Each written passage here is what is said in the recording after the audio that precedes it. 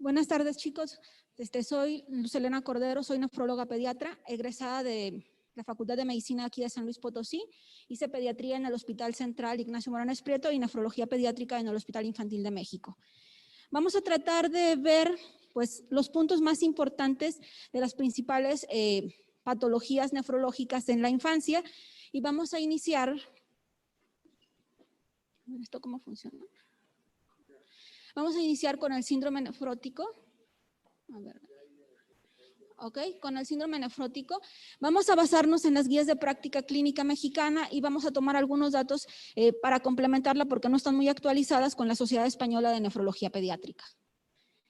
Vamos a empezar. ¿Cuál es el caso? ¿Cómo se presenta típicamente un niño con síndrome nefrótico? Bueno, pues tenemos, por ejemplo, un niño de 4 años que presenta una infección de vías aéreas superiores, para lo cual recibe tratamiento con sintomáticos. 2 días después de inicio del cuadro respiratorio empieza con edema, que se vuelve generalizado y por eso acude a la consulta. En la exploración física no hay nada relevante más que está en anasarca, tiene hipoventilación basal bilateral. Le hacemos exámenes con nuestra sospecha diagnóstica de un probable síndrome nefrótico como una de las principales causas de edema en la infancia. Encontramos una creatinina de 0.3 que es normal, colesterol elevado, albúmina baja y examen general de orina con proteinuria importante. Se le hace una recolección de 24 horas y nos reportan una proteinuria de 55 miligramos por metro cuadrado. Esta sería la presentación típica del síndrome nefrótico. ¿Qué es el síndrome nefrótico? El síndrome nefrótico idiopático es una podocitopatía que tiene una etiología desconocida, pero que generalmente tiene una lesión inmunológica y estructural a nivel del diafragma de filtración glomerular. Se caracteriza porque hay proteinuria mayor de 40 miligramos por metro cuadrado por hora, hipoalbuminemia menor de 2.5 miligramos por decilitro, dislipidemia caracterizada principalmente por hipercolesterolemia mayor de 200 miligramos por decilitro y edema. Entonces, para que un paciente se diagnostique con síndrome nefrótico, debe cumplir con esas características. El síndrome nefrótico puede ser primario o puede ser secundario. El primario, la mayoría de los casos son idiopáticos, pero también puede ser congénito y lo vamos a encontrar en pacientes menores de 12 meses o puede ser genético por alteraciones principalmente a nivel de la podocina y de la nefrina. Cuando es secundario, puede ser secundario a otras glomerulopatías. La más frecuente, por ejemplo, es la nefropatía IgA, el Genos-Chonley, la glomerulonefritis agudas, lupus, o puede ser secundario a causas infecciosas, neoplasias o incluso a fármacos. De los fármacos que más síndrome nefrótico secundario nos darían serían los AINES, aunque no es tan frecuente. El síndrome nefrótico idiopático, que es lo que nosotros vamos a ver principalmente en la infancia, tiene una incidencia en menores de 16 años de 2 a 7 casos nuevos por cada 100,000 niños por año y una prevalencia de 15 casos por cada 100,000 niños. Se presenta principalmente entre los 2 y los 12 años. Tiene una máxima incidencia entre los 3 y los 5 años y predomina en varones, aunque no se sabe por qué esta predisposición. La principal lesión que vamos a encontrar en el síndrome nefrótico idiopático es la lesión del podocito. Por lo tanto, el síndrome nefrótico se considera una podocitopatía y vamos a encontrar también lesión en el diafragma de filtración. Esto es una membrana de filtración glomerular normal. Y aquí vemos cómo el diafragma se encuentra abierto y ahí es donde se va a permitir el libre paso de proteínas, principalmente albúmina, que son moléculas de un tamaño alto, generalmente 70 daltons. ¿Cómo se van a presentar o cómo se va a desencadenar todas las manifestaciones que tiene el síndrome nefrótico? Generalmente vamos a tener un factor desencadenante y ese factor desencadenante puede ser una infección respiratoria, puede ser estrés o puede ser alergia. Una vez que tenemos ese factor desencadenante, se van a estimular las células presentadoras de antígenos que van a estimular las células B y las células T. Las células B van a producir citocinas, principalmente la CD40, que van a actuar directamente a nivel del citoesqueleto alterando el podocito. Las células T van a ser disreguladas también y esto directamente también vaya a dañar el citoesqueleto. Entonces vamos a empezar a ver, bueno, ya vimos cómo se desencadena el síndrome nefrótico. ¿Por qué se produce el edema en estos pacientes? Existen dos teorías para que se produzca el edema. La teoría del infrallenado y la teoría del suprallenado. La teoría del infrallenado nos dice que porque hay una proteinuria muy importante, esto va a hacer que se pierda albúmina a través de la orina, la hipoalbuminemia, va a fugarse en la orina y esto va a hacer que el líquido que está en el espacio intravascular se fugue al intersticio y esto nos va a causar el edema. Pero también al haber esta hipoalbuminemia se va a activar el sistema renina-angiotensina-aldosterona. Está pensando que nuestro paciente está hipovolémico y por lo tanto va a ser otro factor para que se esté perpetuando el edema. La teoría del suprallenado nos dice que hay una alteración en el balance tubular renal. Esta alteración del balance tubular renal nos lleva a que haya una mayor retención de sodio y agua. Al haber esa retención de sodio y agua, va a haber hipervolemia y va a suprimir el sistema renina-angiotensina-aldosterona, lo contrario a esto. Y esto nos va a llevar a un aumento en la presión hidrostática que finalmente va a desencadenar en edema. Entonces, cuando nosotros nos enfrentamos a un paciente que tiene síndrome nefrótico y que estamos tratando el edema, siempre se nos ocurre, pues tiene edema, vamos a darle diurético. Y no es así. Tenemos que ver cuál es la causa por el que el paciente tiene edema. Si nosotros usáramos diuréticos en estos pacientes, vamos a causar más complicaciones. Tal vez en estos podría funcionar el diurético. Entonces hay que definir por qué el paciente tiene edema. ¿Por qué se produce la hipercolesterolemia o la hiperlipidemia? Nosotros tenemos igual, entonces la proteinuria es nuestro síntoma principal. Si no tuviéramos proteinuria, no se presentaría ninguno de los datos que estamos hablando. Tenemos proteinuria, vamos a tener hipoalbuminemia. Al haber hipoalbuminemia, el hígado dice, oye, algo está pasando, tengo que empezar a trabajar para recuperar esa albúmina. Entonces empieza la síntesis de albúmina de forma importante, pero esta no se produce sola, sino que también va a haber producción de apolipoproteínas que van a aumentar finalmente la producción de colesterol y al final de triglicéridos. Entonces es secundario a la proteinuria y a la hipoalbuminemia. Entonces, nuevamente, ¿cuáles son los datos para diagnosticar síndrome nefrótico? Edema, proteinuria. ¿De cuánto es la proteinuria? 40 ¿qué? Miligramos por metro cuadrado por hora. Es súper importante. O sea, miligramos por metro cuadrado por hora. Hipoalbuminemia. Aunque algunos pacientes también pueden llegar a presentar hematuria en un 25% de los casos, hipertensión arterial en el 20% de los casos, e incluso insuficiencia renal, en menos frecuente, hasta en un 3%. La histopatología. La enfermedad de cambios mínimos es la principal histología del síndrome nefrótico idiopático en los niños mayores de 2 años y menores de 10 años. Representa el 50 al 70% en los mayores de 10 años, solamente el 10 al 15% en los adultos. La biopsia no es indispensable para realizar el diagnóstico. Si nosotros tenemos un paciente en este rango de edad, mayor de 2 años, pero menor de 10, tenemos el 80% de probabilidades de decir que ese paciente está cursando con una enfermedad de cambios mínimos. Aunque también existen, ¿cómo vamos a definir cambios mínimos? Cambios mínimos va a ser la ausencia de anomalías glomerulares al microscopio de luz y fusión difusa de los pedicelos en los podocitos a través de microscopía electrónica. Microscopía de luz, el riñón se ve completamente normal. En la microscopía electrónica vamos a encontrar que los podocitos están barridos.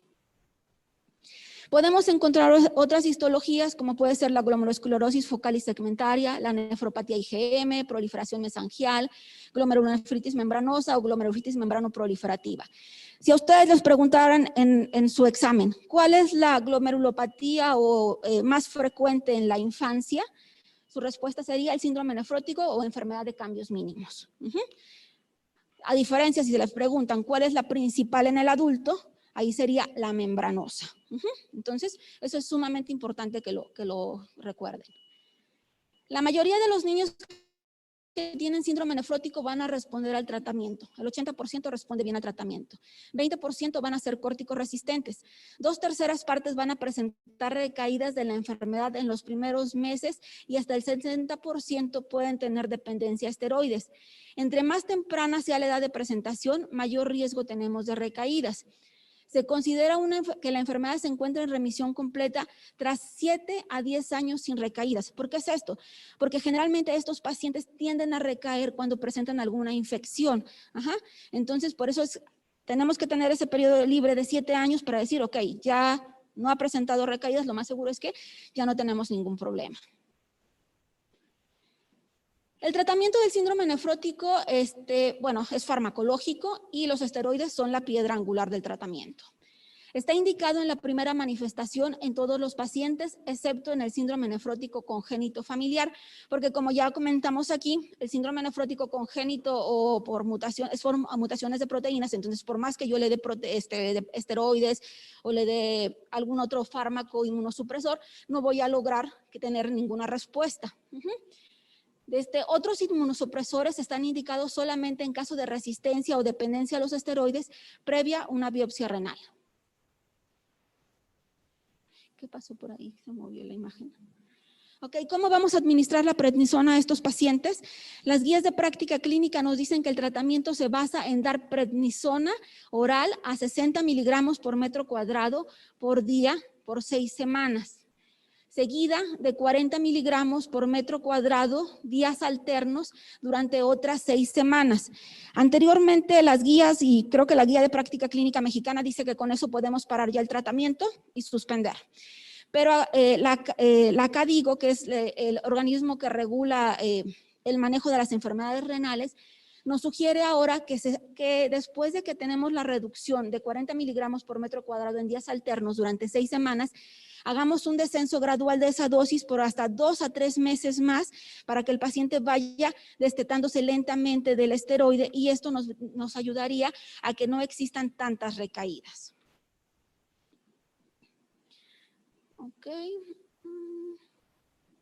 Cuando nosotros ya terminamos un esquema completo y el paciente entró en remisión, dijimos ya terminamos las 12 semanas de tratamiento intensivo con nuestros 3 meses de descenso gradual y el paciente se queda sin esteroides y de repente vuelve a presentar una recaída.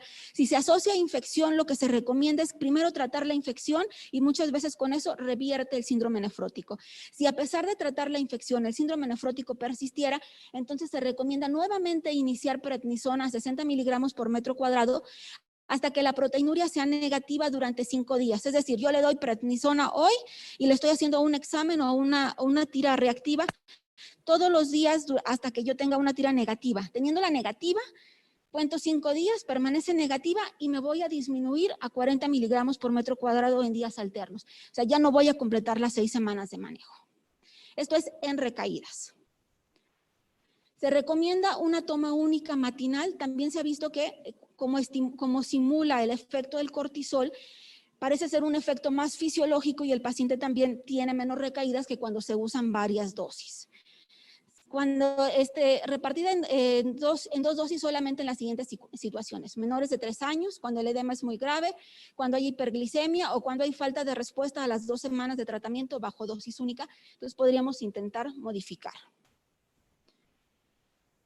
Cuando nosotros tratamos al paciente, vamos a decir que el paciente se encuentra en remisión cuando desaparece la proteinuria o es menor de 4 miligramos por metro cuadrado por hora, o el índice de proteinuria creatininuria es menor de 2, o la proteinuria es negativa o indicios en tira reactiva durante 5 días consecutivos. Una remisión completa es cuando desaparece la proteinuria y se normaliza la albúmina.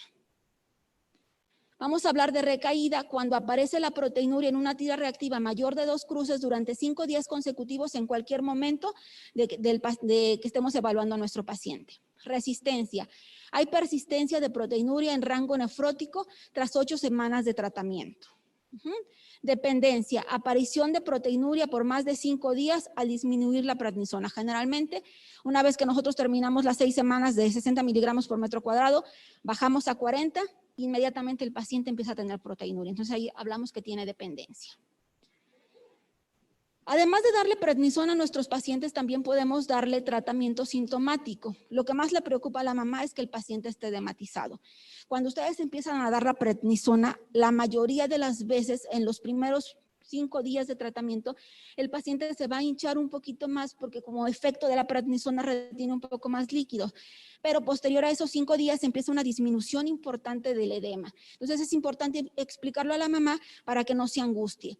Se recomienda que tengan actividad física diaria y movilizar a los pacientes para evitar que puedan tener úlceras por presión si se la viven acostados. Que tengan una dieta normoproteica de 1 a 2 gramos por kilo por día. Anteriormente se decía, pues si tira proteínas, baja de las proteínas en la dieta para que no tire tantas. Eso no tiene efecto y solamente desnutre al paciente. Entonces la dieta debe ser normoproteica.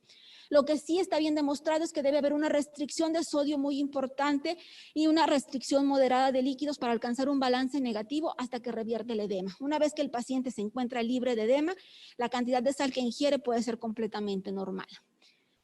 La ingesta de líquidos que se recomiendan son de 400 mililitros por metro cuadrado por día o 2/3 de la diuresis que el paciente presente. Los diuréticos están indicados solo en caso de edema incapacitante y previa corrección de hipovolemia, ya que favorece la insuficiencia renal aguda y las complicaciones tromboembólicas al agravar la hipovolemia. Los pacientes no solamente tiran albúmina por la orina, sino que tiran algunos factores antitrombóticos también, o algunas proteínas transportadoras. Por eso es que no usamos de forma rutinaria los diuréticos. Vamos a usar furosemide solamente cuando el paciente tiene una anasarca muy importante.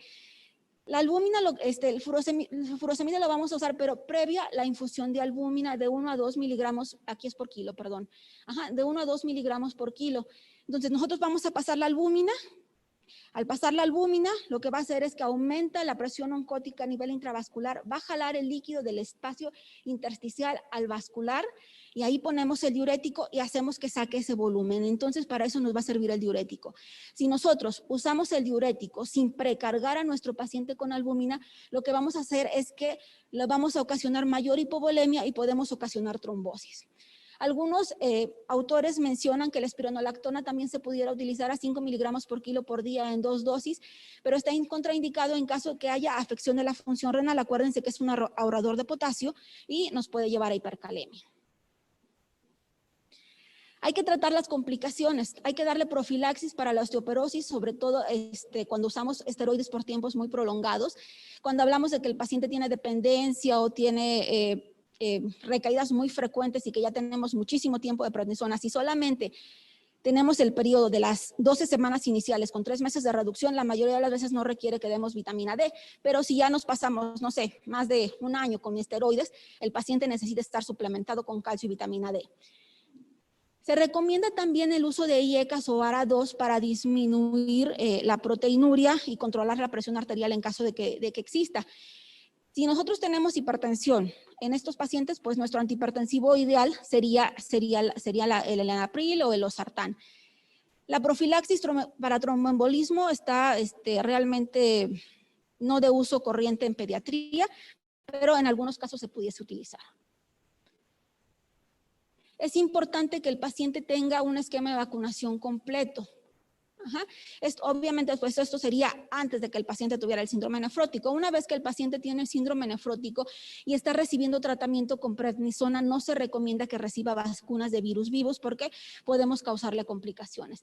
Lo que sí está indicado es que reciba su vacuna para la influenza y para neumococo. ¿Cuándo le vamos a hacer biopsia a un paciente que tiene síndrome nefrótico? Ok, la biopsia la podemos dividir en 2 partes. El paciente cuando lo conocemos y después de que le damos tratamiento. En la primera manifestación, si nosotros conocemos al paciente y tiene insuficiencia renal, tiene hematuria microscópica y tiene hipertensión arterial, pues este paciente no tiene un síndrome nefrótico idiopático. ¿Qué características serían esto? ¿De qué les parece? De un nefrítico, tiene un nefrítico, entonces amerita que le hagamos una biopsia renal. Si el paciente tiene menos de 1 año, la guía mexicana dice que si tiene menos de 2 años, si es un síndrome nefrótico familiar, pues aquí tendríamos que hacer una biopsia renal antes de iniciar cualquier tipo de manejo. Una vez que ya nosotros le dimos tratamiento al paciente, vamos a hacer biopsia renal en caso que la respuesta no sea favorable, que haya corticoresistencia, que haya indicación para otro inmunosupresor. Aquí sería corticoresistencia o corticodependencia. Entonces, ¿cuáles serían las indicaciones de biopsia? Insuficiencia renal, hematuria macroscópica, síndrome nefrótico familiar, corticoresistencia o corticodependencia. Ok. Así muy rápido porque tenemos bastante poco tiempo. Eso sería lo más importante que tenemos con respecto a lo que es el síndrome nefrótico. No sé si tengan alguna pregunta o continuamos y al final vemos si alcanzamos a responder preguntas. ¿Continuamos? Ok. Vamos a ver glomerulonefritis postestreptocócica.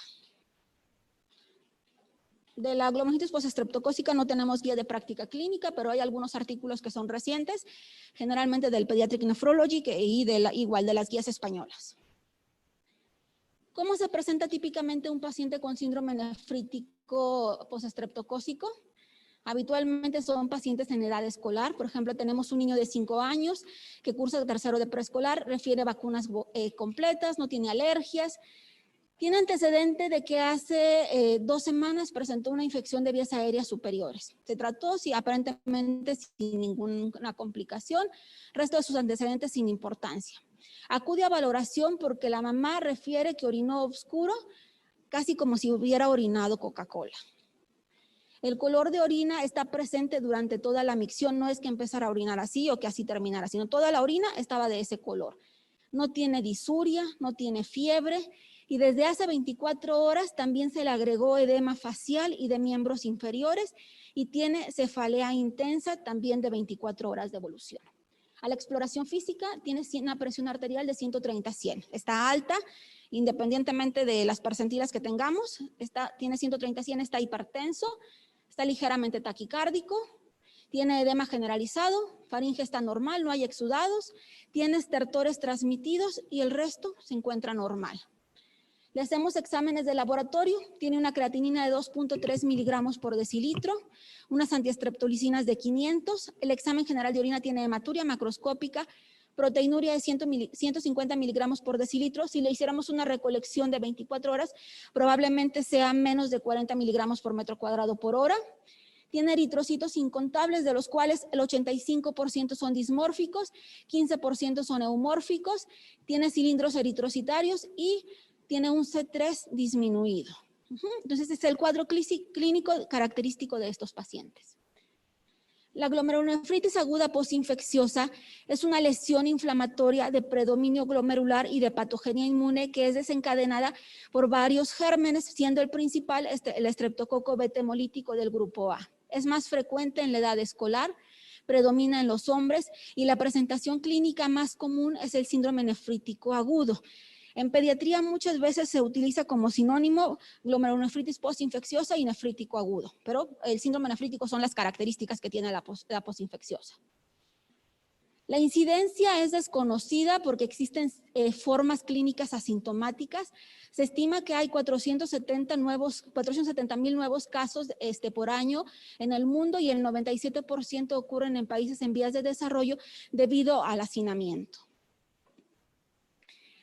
La presentación puede ser subclínica, solamente con una hematuria macroscópica que tiende a desaparecer en el transcurso de los días, o incluso solamente detectada a través de un examen general de orina con hematuria microscópica. Más raramente se puede presentar como un síndrome nefrótico, pero lo podemos encontrar y excepcionalmente se encuentra como una glomerulonefritis rápidamente progresiva. El estreptococo beta hemolítico del grupo A es nuestro principal agente etiológico. Los serotipos nefritogénicos son el 1, 2, 4, 12 y 25 cuando se trata de infecciones faringias. Cuando son las cutáneas es el 2, 42, 49, 56, 57. Tiene distribución estacional. En invierno predominan las glomerulonitis postinfecciosas secundarias a vías aéreas respiratorias y en verano secundarias a impétigo. Entonces, es aquí muy importante y eso nos podría hacer como dilucidar de qué estreptococos pudiésemos estar hablando. La presentación puede ser esporádica o epidémica. Las formas esporádicas ocurren generalmente después de una infección faríngea ligada al estreptococo tipo 12. Las formas epidémicas ocurren por distintas cepas de estreptococo productoras de infecciones de garganta o cutáneas. El periodo de latencia aquí es muy importante.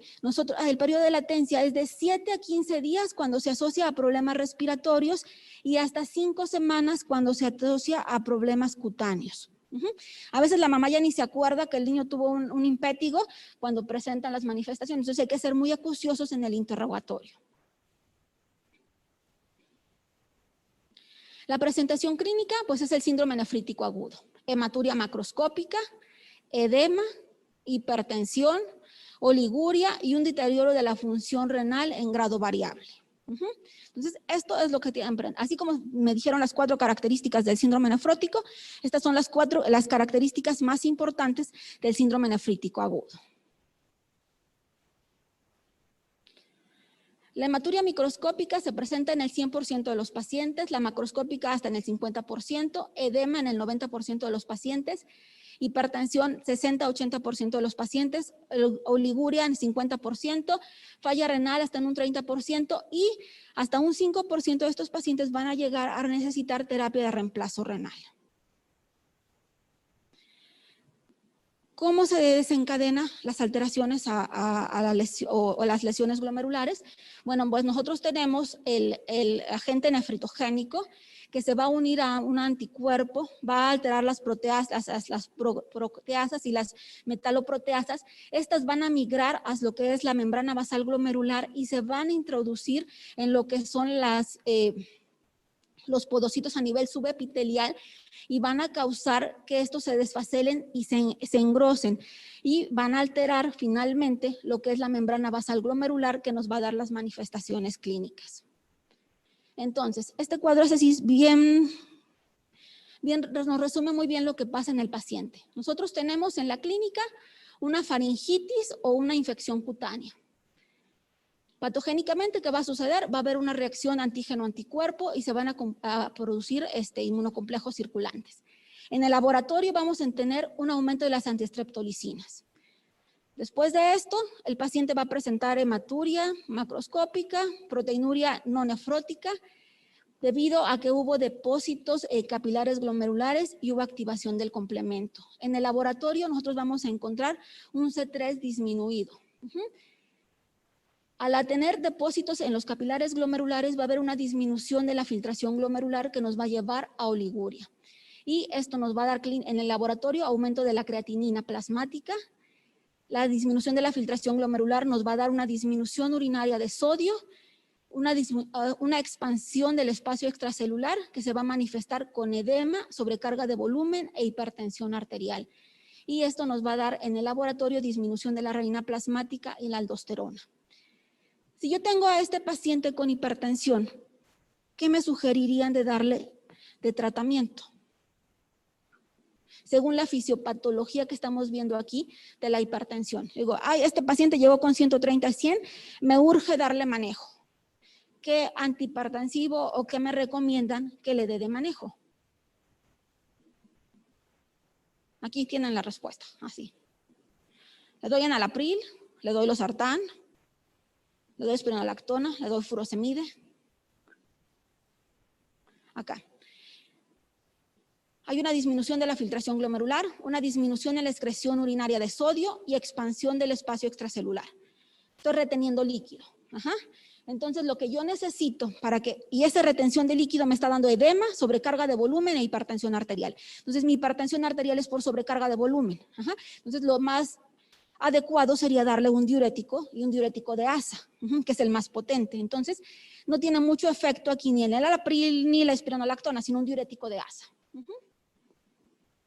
Las complicaciones más frecuentes de la posinfecciosa es la sobrecarga de volumen, como el edema agudo de pulmón. ¿Se acuerdan que decíamos que nuestro paciente tenía estertores? Entonces, si no nos damos prisa, lo vamos a tener grave.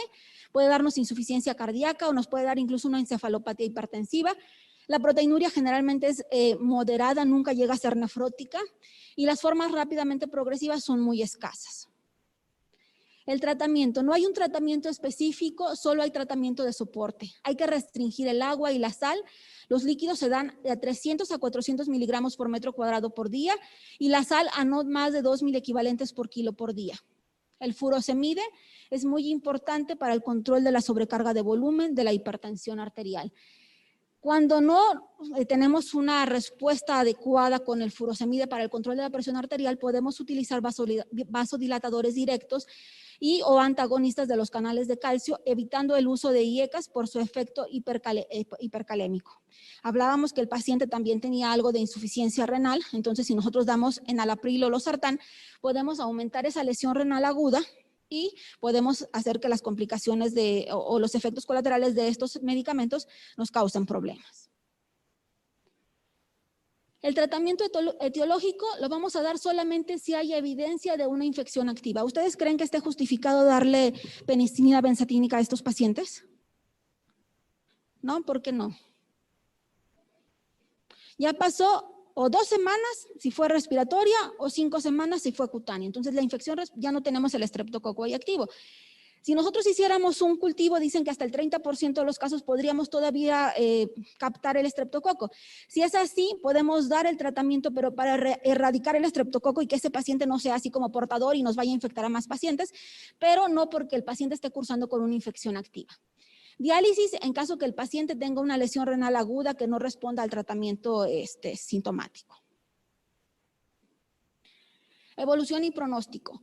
La resolución espontánea, precoz, progresiva y total con independencia de la gravedad inicial suele presentarse en el 99% de los pacientes. Entonces, esta es una patología que aparentemente es muy grave, pero que les va a ir bastante bien a los pacientes. ¿Cómo se comporta? Pues nosotros tenemos aquí un periodo de latencia que hablábamos de 2 a 5 semanas, dependiendo de dónde está la infección, en la cual el paciente presenta la infección. Luego tenemos el periodo donde empiezan a presentarse los síntomas. Vamos a tener con la hematuria, es la verde, ¿ok? Tenemos hematuria microscópica, hematuria macroscópica y va disminuyendo. Y la hematuria va a persistir hasta por 1 año o 2 años, pero generalmente va a ser hematuria microscópica. Entonces tenemos aquí la meseta, perdón, el pico. A las 2 semanas que nosotros ya tuvimos el antecedente, aparece bruscamente la hematuria macroscópica, empieza a disminuir. A las 4 semanas generalmente ya esa hematuria se vuelve microscópica, pero persiste. Entonces no hay que espantarnos si después de que el paciente remitió todos sus síntomas, persiste con hematuria microscópica. Las antiestreptolicinas es la roja, ok. Tenemos aquí la infección, se empiezan a elevar las antiestreptolicinas y generalmente empiezan a disminuir, pero todavía se encuentran elevadas a las 12 semanas.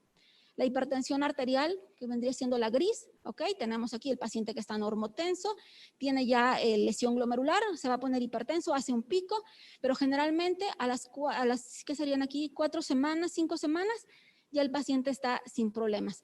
A las 8 semanas el paciente ya no debe estar hipertenso. Los niveles de C3, normalmente tenemos niveles, a ver aquí donde los encuentro. A ver, ayúdenme, chicos. Son estos, ¿no? Aquí tenemos los niveles de C3, son niveles normales, ¿ok? Se disminuyen importantemente, pero al igual, a las 8 semanas vuelven a lo normal. Entonces, cuando yo evalúo a mi paciente, a las 8 semanas de que tuvo el evento agudo, tiene que tener la presión arterial normal, tiene que tener C3 normal, puede tener hematuria microscópica. Aquí no aparece la proteinuria, pero generalmente a las 8 semanas tampoco debe haber ya nada de proteinuria. Entonces, esto es como nosotros evaluaríamos a nuestro paciente y consideraríamos si la respuesta es o no adecuada. En caso de que persistiera la hipertensión arterial, la hipocomplementemia o la proteinuria, ese paciente es candidato a hacerle biopsia. Si no, estos pacientes no tienen indicación para hacer biopsia porque el 99% van a responder adecuadamente. Listo. Hasta aquí, ¿ninguna pregunta? Creo que vamos demasiado rápido. Sí.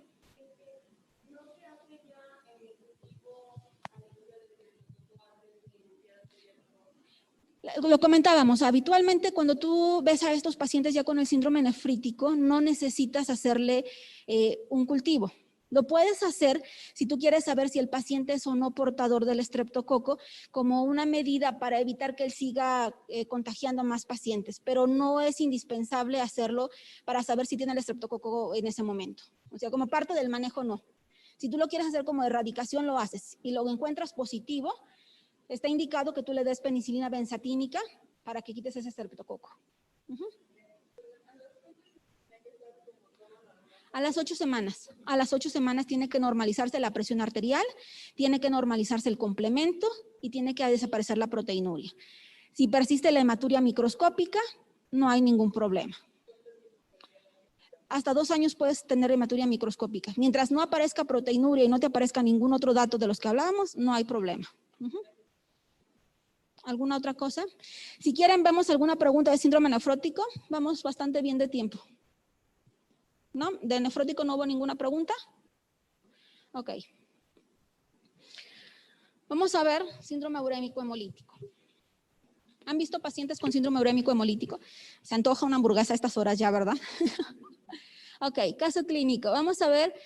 Una niña de 5 años, previamente sana, acude al servicio de urgencias por presentar síndrome diarreico agudo de 48 horas de evolución. Nos refiere la mamá que ha tenido 8 evacuaciones semilíquidas con moco y sangre, fiebre, ataque al estado general y palidez generalizada.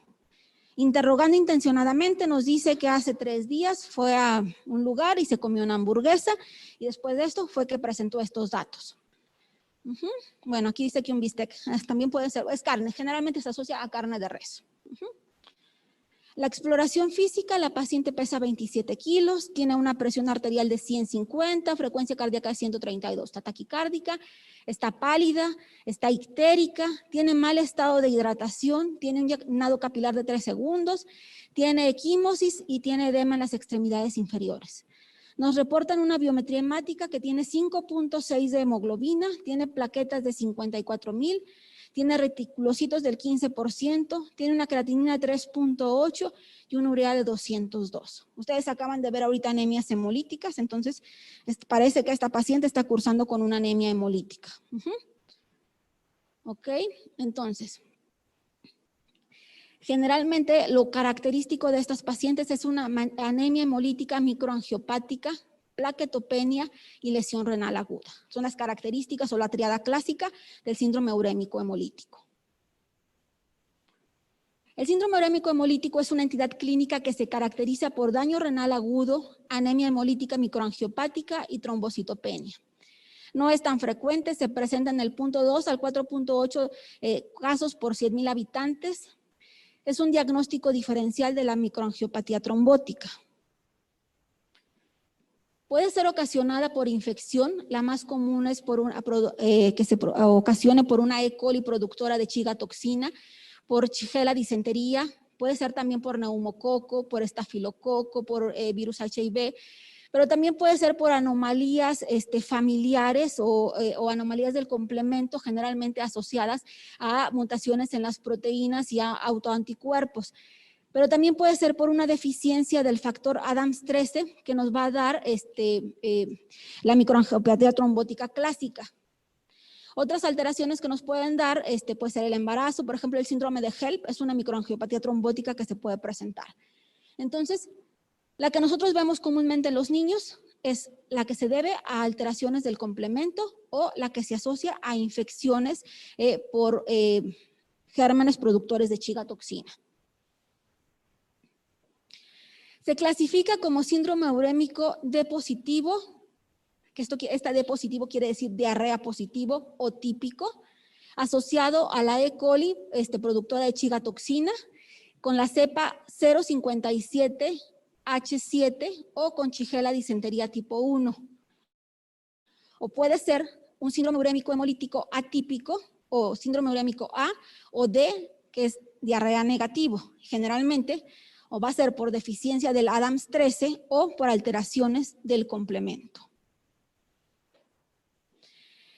El síndrome urémico típico o D positivo comprende el 90% de los casos en los niños. Se asocia a la E. coli enterohemorrágica productora de chigatoxina, que nos va a ocasionar una anemia hemolítica angiopática, nos va a dar los esquistocitos que platicaban hace rato con el doctor, nos va a dar un CUMS directo negativo porque no es inmunológica, nos va a dar plaquetopenia y nos va a dar deterioro de la función renal. Vamos a encontrar elevación también de DHL y disminución de aptoglobulinas. ¿Qué sucede? La chigatoxina va a hacer que se dañen las células endoteliales, que se activen los macrófagos y los monocitos, que se dañen las células endoteliales, que haya producción y migración de neutrófilos y que esto nos lleve a lesión de las células epiteliales. Todo esto en conjunto nos va a dar la lesión a nivel renal. Entonces, generalmente tenemos el antecedente de la ingesta de la E. coli 057H7 que está contaminando la comida. Esto pasa al intestino y lo coloniza. El paciente empieza con diarrea, va a haber daño tisular, daño tisular generalmente asociada a lipopolisacáridos. El daño tisular y nos va a dar también el daño a nivel del intestino. Nos va a dar la diarrea con sangre o una colitis hemorrágica. Va a haber manifestaciones clínicas importantes por los lipopolisacáridos. Acuérdense que cuando tenemos infección por E. coli, el paciente se pone con fiebre, con ataque al estado general, se ve séptico y eso es secundario a los lipopolisacáridos. La respuesta del huésped va a ser producir citocinas, pero esas citocinas también nos van a causar lesión a nivel renal y esto nos va a hacer que haya lesión del endotelio que finalmente va a dañar la microvasculatura renal y va a ocasionar trombosis y va a dar origen al síndrome urémico hemolítico. Entonces, ¿cómo vamos a hacer el diagnóstico de estos pacientes? Bueno, generalmente vamos a tener el antecedente de la diarrea sanguinolenta hasta en dos terceras partes de los casos. Vamos a tener la triada diagnóstica. ¿Cuál era la triada diagnóstica? Anemia hemolítica microangiopática, plaquetopenia y lesión renal aguda. Edad pico de presentación, dice que de 1 a 5 años. Un año generalmente cuando lo asociamos a alteraciones del complemento, que aquí no checa mucho, depende de lo que come el paciente o de cómo se contamine. Va a haber colitis hemorrágica, puede haber infarto de intestino o perforación. Puede haber también no solamente lesión renal, sino que muchos de estos pacientes pueden llegar también a cursar con alteración de la microvasculatura cerebral y puede haber crisis convulsivas.